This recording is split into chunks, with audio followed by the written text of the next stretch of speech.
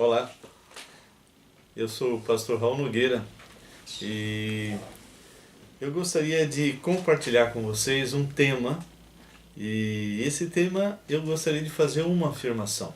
Todo homem receberá um batismo. Nós vamos saber que tipo, não é? E o texto que nós gostaríamos de trabalhar está exatamente em Mateus capítulo 3, versículo 11. É um texto assim que, infelizmente, muitas pessoas têm interpretado de forma errada. E esse versículo 11 é João o Batista que está falando, e ele diz assim: Eu vos batizo com água para arrependimento, mas aquele que vem depois de mim, está se referindo a Jesus, é mais poderoso do que eu, cujas sandálias não sou digno de levar. Ele vos batizará com o Espírito Santo e com fogo.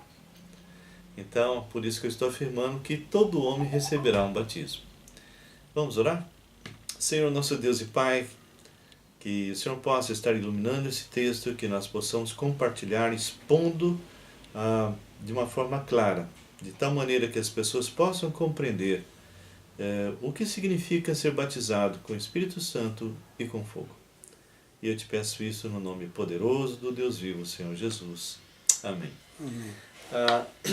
Por que eu resolvi fazer esse pequeno estudo? Eu já estive em algumas igrejas, já vi muitos pregadores, até sinceros, usando esse versículo de uma maneira isolada, de tal maneira que ele faz uma afirmação, ou seja, que o Senhor batizaria a pessoa com o Espírito Santo e com fogo, sendo que esse com fogo seria uma segunda bênção. E eu já estive pregando em diversas igrejas, não é? Há algumas que inclusive creem que é exatamente isso, ou seja, a pessoa recebe o Espírito Santo quando crê, mas precisa receber uma segunda bênção, que seria esse batismo com fogo. E uma vez eu estava em uma igreja que estava fazendo aniversário na Bahia, tinham diversos pastores ali, e muitos dos presentes ficaram surpresos quando eu expus esta passagem. Inclusive um dos pastores que estava ali, que entendia também, porque possivelmente havia sido ensinado assim e não estudou bem o texto, e achava realmente que esse com fogo seria uma segunda bênção. Então nós vamos estar agora examinando esse capítulo 3 e entendermos que tipo de batismo é esse, e se realmente esse batismo com fogo é ou não uma segunda bênção. Ele começa dizendo: naqueles dias apareceu João o Batista, né? Aquele que batiza. A palavra batismo significa imersão. Então naqueles dias apareceu João Batista pregando no deserto da Judéia e dizia: arrependei-vos, porque está próximo o reino dos céus. Então, João, ele era exatamente o cumprimento de uma profecia de Isaías. E ele mesmo está falando isso no versículo 3.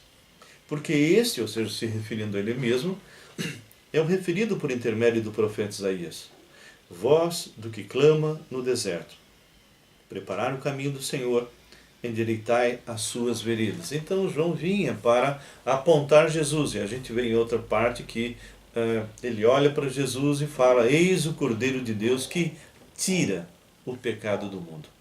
Nós podemos lembrar, para quem já estudou os evangelhos, que o Senhor havia atraído multidões, e nós vamos ver isso, para serem batizados.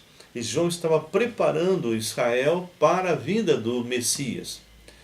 E o Senhor Jesus vem até João querendo se batizar. E João até ficou assim constrangido, dizendo: não, eu que devo ser batizado por ti, não é?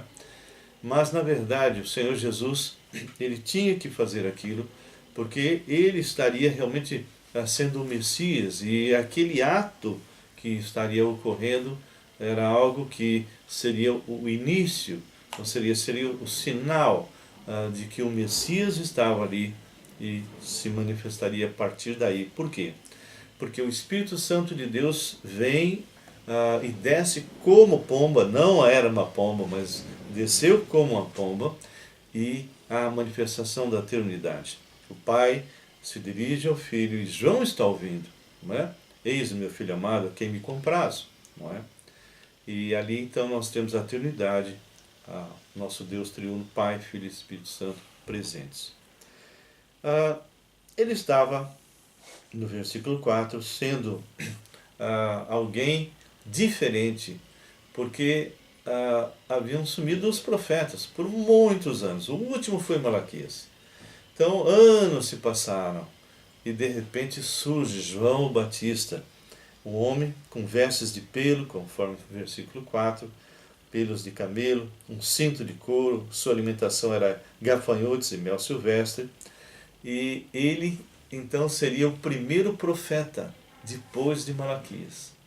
E o povo começou a vir de toda parte. E aqui diz que então saíam a ter com ele Jerusalém, toda a Judéia e toda a circunvizinhança do Jordão, e eram batizados no rio Jordão, confessando os seus pecados.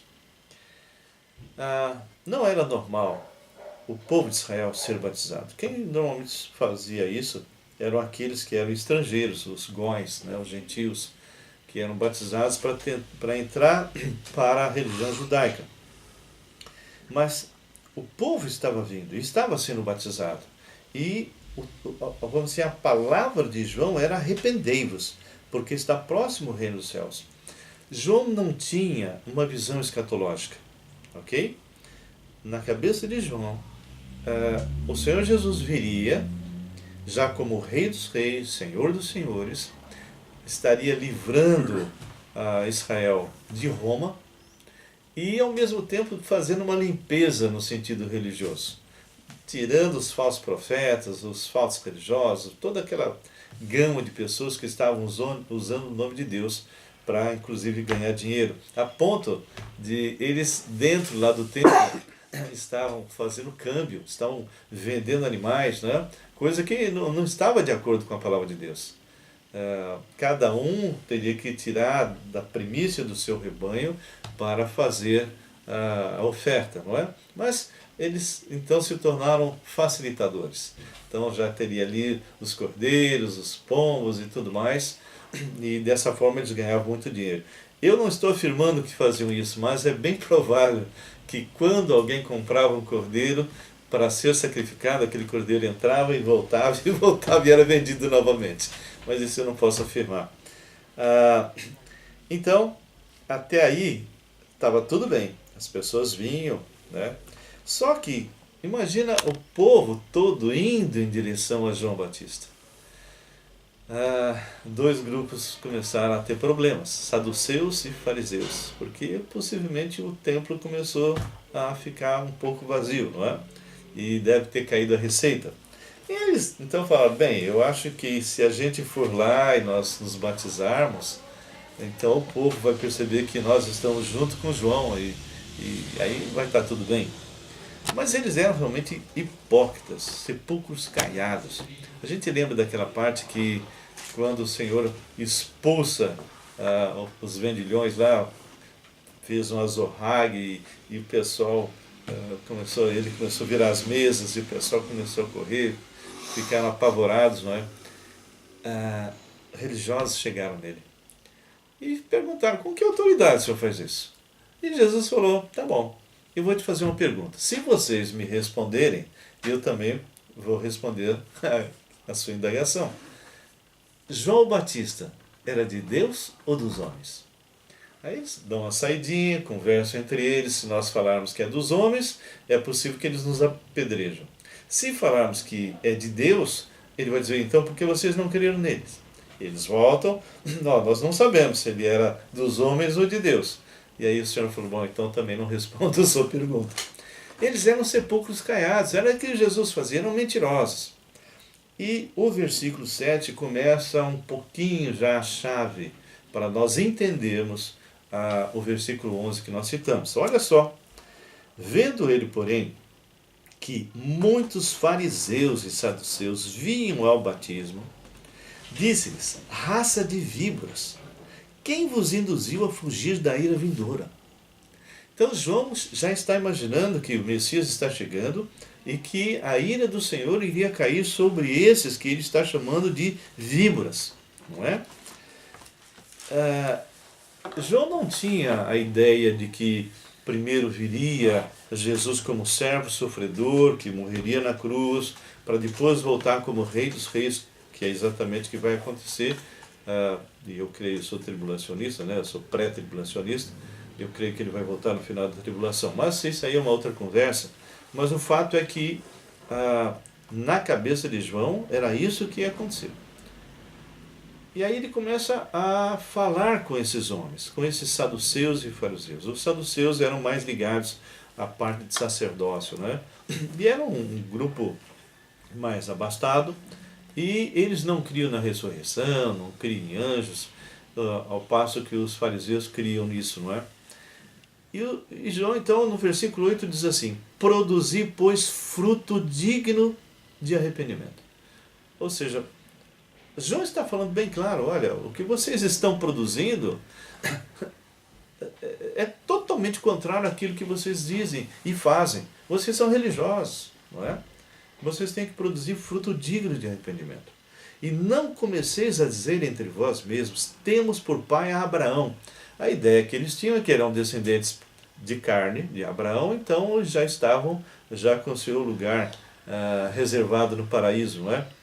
Porque eu vos afirmo que destas pedras Deus pode suscitar filhos a Abraão. Ou seja, era mais fácil uma pedra dura se arrepender e se converter, se isso fosse possível, né?